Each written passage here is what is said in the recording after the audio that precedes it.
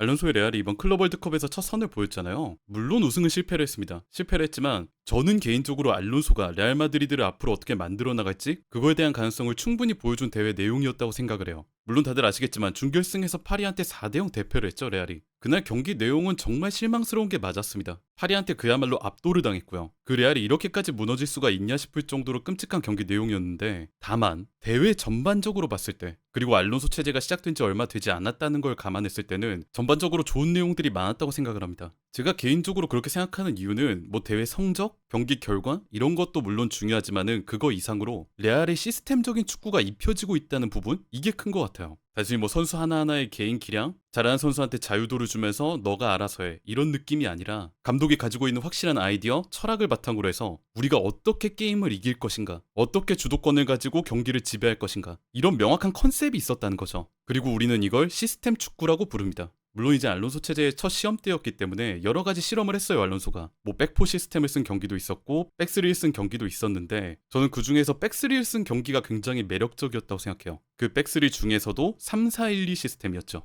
알론소의 3-4-1입니다. 후방에 하이선, 추아메니, 리디거의 백스리가 위치하고요. 그 앞에 프란 가르시아, 알렉산더 아놀드가 넓게 벌리는 윙백 역할을 소화합니다. 그리고 중앙에 길러와 발베르데가 파트너로 뛰어요. 상대 수비라인 사이 공간, 미드필더 라인과 최종 수비라인 사이, 이 포켓 공간에 벨링엄이 위치하고요. 그리고 최전방에는 비니시우스, 곤살로 가르시아가 투톱으로 나온 경기들이 많았습니다. 이렇게 시작 포메이션을 3-4-1-2로 잡아두고 경기를 진행하면 완성 포메이션이 어떻게 바뀌느냐. 우선 양쪽 윙백, 프란 가르시아와 알렉산더 아놀드가 모두 높이 전진합니다. 그리고 흥미로운 게 이 벨링엄의 움직임이었어요. 포메이션 상으로는 이렇게 포지션이 나오는데 단순히 이렇게 중앙에만 위치하는 게 아니라 주로 오른쪽 공간으로 빠졌죠. 그러면서 이렇게 오른쪽 하프 스페이스 인근으로 떨어졌습니다. 최전방 투톱 중 하나인 비니시우스도 마찬가지였어요. 단순히 포메이션 상황의 위치, 이 박스 근처에만 머무르는 게 아니라 우리 팀이 볼을 소유했을 때 왼쪽 하프 스페이스 인근으로 빠졌죠. 그러면서 중앙 공간은 곤살로 가르시아가 커버하는, 즉 알론소 시스템의 완성 포메이션은 3-2-4-1 시스템이었습니다. 후방의 하위선 추아메니, 리디거의 백스리, 가운데의 퀼러, 발베르데가 중앙 미드필더, 프란 가르시아, 비니시우스, 벨링엄, 아놀드가 이선, 최전방 곤살로 가르시아. 우리가 현대 축구에서 익숙하게 보는 3-2-4-1인데 다른 팀들과의 차이점이라고 한다면 양쪽 윙백을 윙어로 쓴다는 거, 그리고 오른쪽 하프 스페이스에 공격적인 미드필더 벨링엄이 위치한다는 부분이죠. 이 안정적인 3-2-4-1 시스템을 구축을 해놓고 알론소는 더 확실한 주도권, 그리고 양쪽 윙백을 중심으로 한 공격적인 플레이, 그리고 이 중앙에 가까운 5명의 플레이어들을 핵심으로 하는 빠른 전개와 패스워크를 요구했습니다. 여기에 왼쪽 스토퍼 하이선이 부분적으로 올라가면서 또 벨링엄까지도 중앙 가까운 위치로 이동하면서 왼쪽에 선수를 많이 놓는 과부하, 오른쪽엔 알렉산더 아놀드에게 넓은 공간을 주는 알론소판 아이솔레이션 시스템을 보여주기도 했죠. 그래서 경기 내용을 보면은 굉장히 체계적이다, 아 감독이 생각하고 준비하고 있는 아이디어들이 꽤 많구나, 이런 거를 느낄 수 있는 대회 내용이었습니다. 그래서 지금 나오고 있는 전문가들의 평가가 대체적으로 긍정적인 반응이 압도적으로 많아요. 클럽 월드컵 우승을 거두진 못했지만 알론소는 널리 칭송받는다. 지식, 집중력, 그리고 이 부분은 저도 몰랐는데 드론 기술까지 활용한 그의 훈련 세션은 클럽 안팎에서 찬사를 받게 만들었다. 알론소가 지금까지 해온 경험들, 그리고 젊은 감독답게 최신 기술까지 적극적으로 도입하면서 선수들한테 자기 시스템을 입히려고 하고 있다는 거죠. 그래서 나온 게 아까 말씀드린 3-4-1인데, 지금 이 시스템이 좋은 평가를 받는 이유는 단순하게 뭐 감독이 자기 아이디어를 구현해냈다, 이것뿐만 아니라 지금 레알에 가지고 있는 선수단, 자기 손에 어떤 패가 들어와 있는지, 그 선수들의 장점은 뭔지, 그걸 시스템적으로 살리려면 어떻게 해야 되는지, 이거를 고민한 티가 많이 나기 때문에 그런 것 같아요. 지금 자기한테 있는 선수들이 어떤 장점을 가지고 있는지도 모르고 그냥 자기 철학, 아이디어만 고집을 한다? 이러면 아이디어는 확고한 감독이 될 수 있어도 좋은 평가를 받는, 좋은 성과를 가져오는 감독이 될 수는 없죠. 이 3-4-1-1을 실제 경기 장면으로 보면 이렇습니다. 후방에 하이선, 추아메니, 리디거가 백스를 이루고요. 양쪽에 프란 가르시아, 알렉산더 아놀드는 넓게 벌리면서 이 후방 볼 소유에 크게 관여하지 않습니다. 그러면서 앞쪽으로 나가는 공격 플레이에만 집중을 해요. 그리고 중원 미드필더 공간, 어떻게 보면 상대와의 경합에서 수적으로 크게 밀릴 수밖에 없는 그 미드필드는 퀼러와 발베르데 2명이 커버합니다. 물론 이 투미들로는 상대와의 경합에서 너무 밀리기 때문에 이 선수 벨링엄의 포지션이 핵심이었어요. 아까 말씀드렸듯 오른쪽 하프 스페이스 인근에서 활동하기도 하고, 아니면 상대 수비 라인 사이 이 포켓 공간에서 뛰어다니기도 하면서 때로는 이 투미들에게 수적으로 도움을 주기 위해 아래쪽으로 내려와서 3미드를 만들어주기도 했죠. 그리고 최전방에는 비니시우스와 곤살로 가르시아가 투톱을 서되, 비니시우스는 왼쪽으로 빠지는 움직임으로 이 왼쪽 하프 스페이스 인근을 커버했습니다. 제가 지금 간단하게 설명드렸는데도 선수들 각자에게 요구되는 역할, 플레이들이 명확하게 있고요. 각 선수들이 어떤 공간에 포지셔닝 해야 되는지, 이런 것들이 확실하게 구분되어 있습니다. 개인적으로는 이렇게 짧은 기간에 만들었다라고는 믿기가 어려운 시스템이에요. 게다가 레알의 이 새 시스템이 굉장히 공격적이었거든요. 저는 이런 공격력을 발휘할 수 있었던 이유가 아무래도 양쪽 윙백의 활용법에 있었다고 생각을 합니다. 아까 장면 보시면 아놀드랑 프란이 거의 터치라인 넓게 벌려 있으면서 우리 팀이 후방에서 빌드업을 할 때 거의 뭐 관여를 안 하잖아요. 레알의 빌드업은 후방에 있는 백스리, 그리고 앞쪽에 있는 귓러랑 발베르데, 그리고 부분적으로 위에서 아래로 내려오는 벨링엄 정도가 이제 빌드업을 하지, 프란이랑 아놀드는 빌드업 때 거의 볼을 만지지도 않습니다. 그러니까 이 둘은 빌드업을 하는 후방 자원이 아니라 공간을 침투할 각을 보면서 자기한테 볼이 오기를 기다리는 그냥 윙어였어요. 알론소는 이 둘에게 최대한 터치라인을 밟고 넓게 서게 만들면서 공격에만 집중하게 만들었던 거죠. 그래서 이번 클럽 월드컵 경기를 보시면은 레알의 전진이나 치명적인 공격 찬스들이 측면에서부터 발생하는 경우들이 많았습니다. 그럼 반대로 말해서 어떻게 윙백이 이렇게 공격에만 집중할 수가 있냐? 우리 팀 나머지 공간들은 대체 어떻게 하고? 지금 알론소 볼에서 윙백이 이렇게 공격에만 집중할 수 있었던 이유는 아까 말씀드렸던 3-4-1-2의 두 명의 미드필더, 그 중앙 미드필더 두 명이 넓은 활동량, 적극적인 플레이로 팀 다른 공간들을 굉장히 커버를 잘해줬기 때문에 그래요. 특히나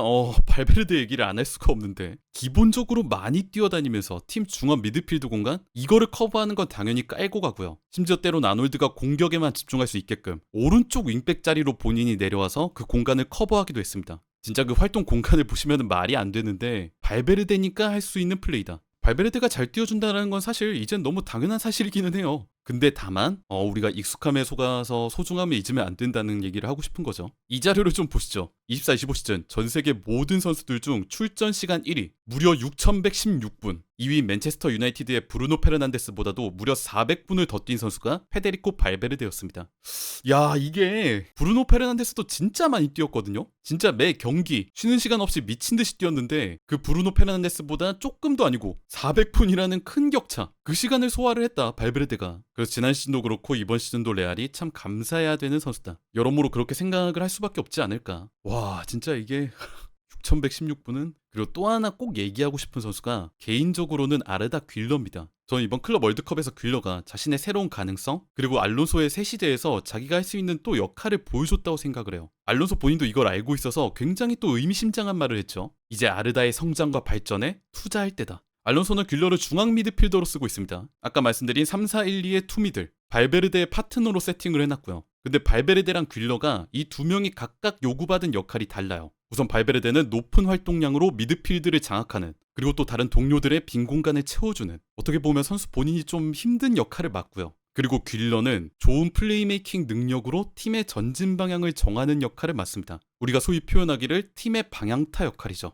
지금 레알의 경기를 보다 보면은 모든 팀의 전진의 중심에 귓러가 있는 경우가 많습니다. 팀 전진의 시발점, 빌드업의 중심, 주위 동료들과 패스워크를 하다가 롱패스로 갑자기 방향을 돌려놓는다든가, 아니면 상대를 최대한 자기 쪽으로 끌어내리기 위해서 자기 뒤에 양쪽 센터백들이 넓게 벌렸을 때 그 사이 공간으로 떨어지는 라볼피아나 형태. 보시면 이렇게 하이선이랑 리디거가 벌렸을 때 그 사이 공간으로 위에 있던 귓러가 떨어지면서 일시적인 변형 백스리를 또 다르게 만들고요. 이 가운데 귓러를 중심으로 빌드업이 진행이 되고 우리 선수들이 중앙 밀집형으로 모여들었을 때 상대 측면에 공간이 발생한다. 이때 귓러가 양쪽 측면으로 뿌려주는 그림들이 정말 자주 나왔습니다. 이때 상황에서는 왼쪽으로 침투하는 프란 가르시아를 봤죠. 귓러의 좋은 패스를 받은 프란이 정말 쉽게 상대 파이널 서드 인근으로 침투, 가운데 곤살로 가르시아를 향한 크로스 시도까지 나왔습니다. 뒤로 떨어진 6번 미드필더의 좋은 패스 한 방으로 측면에서부터 빠르게 침투한다. 이런 6번으로서의 플레이메이킹으로 귓러는 어시스트까지 했습니다. 이 장면에서도 6번 미드필더 공간에 있는 귓러가 왼쪽으로 잘라 들어가는 프란 쪽으로 볼을 찔러줍니다. 이 패스가 또 상대의 수비 라인을 완전히 뚫고 프란에게 좋은 공간을 열어줘요. 이렇게 귓러로 인해서 레알의 공격 방향이 왼쪽으로 정해지게 되는데, 귓러는 이렇게 그 볼이 도는 공간으로 올라와서 볼을 잡은 프란, 비니시우스와 함께 삼각형을 만들어줍니다. 이 삼각구도를 중심으로 프란이 비니시우스에게, 비니시우스가 귓러에게 패스를 하죠. 볼을 잡은 귓러는 곧바로 앞쪽에 있는 곤살로 가르시아를 보고 크로스를 올려줍니다. 이 크로스가 곤살로에게 정확히 도착, 그로부터 깔끔한 득점이 터졌죠. 후방에서 좋은 패스를 통한 팀의 전진 방향 세팅, 지금 볼이 있는 곳으로의 공격 가담, 마지막엔 예리한 패스로 팀 동료에게 직접적인 기회 창출. 우리가 좋은 6번 미드필더한테서 봤던 그런 플레이들이 지금 귓러한테 나오고 있다고 볼 수 있어요. 여기서부터는 제 개인적인 예상이 좀 많이 들어가는데, 지금 귓러가 커가고 있는 그 성장 방향성이 약간 크로스 교수님의 향기가 느껴지는 것 같습니다. 모두 아시다시피 크로스는 중원에서 좋은 패스, 깔끔한 경기 운영 능력, 이런 걸로 주도권을 잡고 경기를 지배했던 선수죠. 그리고 이 크로스가 포함됐던, 아직까지도 좋은 트리오를 말하라고 하면 꼭 언급되는 그 이름, 크로스, 카세미로, 모드리치, 크카모 조합이 있었습니다. 그때 당시 크카모가 굉장히 유기적이고 유동적으로 움직일 수 있었던 이유는 각자 3명이 맡았던 역할이 확실하게 다르고 구분지어져 있었기 때문이라고 생각을 해요. 크로스는 안정적인 볼 배급, 방향전환 패스, 빌드업에 중점을 뒀고요. 대신에 스피드라든가 상대와의 경합, 수비 커버 이런 거에는 좀 약점이 있었던 선수다 보니까 이런 부분들을 누가 채워줬냐? 카세미루가 채워줬죠. 카세미루는 높은 활동량, 강한 태클, 적극적인 수비 커버 이런 플레이들로 파트너 미드필더인 크로스를 보호해줬습니다. 이 두 선수가 약간 상호 보완적인 관계에 있었다고 볼 수 있어요. 같은 삼선 미드필더지만 카세미루 같은 경우는 아래에서 뭐 볼을 돌리는 빌드업 이런 플레이를 잘했던 선수는 아니기 때문에 그 빌드업 플레이는 아래로 내려와서 크로스가 맡아주고요. 그리고 팀 전진의 중심이 돼서 볼을 뿌려주고 배급하는 반면에 상대의 공격 상황, 레알의 수비 상황 때는 크로스가 수비 커버를 잘하고 상대를 막아 세우는 데 엄청난 장점을 가진 선수는 아니다 보니까 이 부분을 활동량 좋고 적극적인 수비 능력을 가진 카세미루가 커버해줬죠. 이렇듯 이 둘의 플레이가 상호 보완적이었기 때문에 크로스는 자기가 잘하는 플레이, 볼 배급과 경기 운영에 집중할 수 있었고 반대로 카세미루는 또 자기가 잘하는 플레이, 수비 커버와 상대를 막아 세우는 플레이를 할 수 있었다. 근데 이렇게 크로스랑 카세미루의 관계, 상호 보완적인 느낌을 보고 있노라면 지금 약간 겹쳐 보이는 게 있는 것 같아요. 바로 귓러랑 발베르데의 관계에서 말입니다. 완전히 똑같게는 당연히 아니겠지만 시간이 지난 지금 크로스랑 카세미루의 관계가 지금 알론소 레알의 귓러랑 발베르데의 모습에서 약간 보이는 게 있는 것 같아요. 귓러는 아까 말씀드렸던 크로스의 역할, 안정적인 볼 배급, 방향전환 패스, 팀 전진의 핵심, 빌드업의 중심, 중앙에서의 전체적인 팀 경기 운영 이런 역할을 맡아주고요. 반대로 발베르데는 아까의 그 카세미루의 역할, 높은 활동량, 넓게 띄워주면서 강한 태클, 우리 공간이 비었을 때 적극적인 수비 커버, 그리고 이런 플레이를 통해서 어떻게 보면 조금 약할 수도 있는 파트너 미드필더를 확실하게 보호해준다. 지금 알론소의 레알에서 이 둘이 보여주는 플레이가 과거의 크로스 카세미루의 관계, 세팅된 플레이 역할과 비슷한 게 있습니다.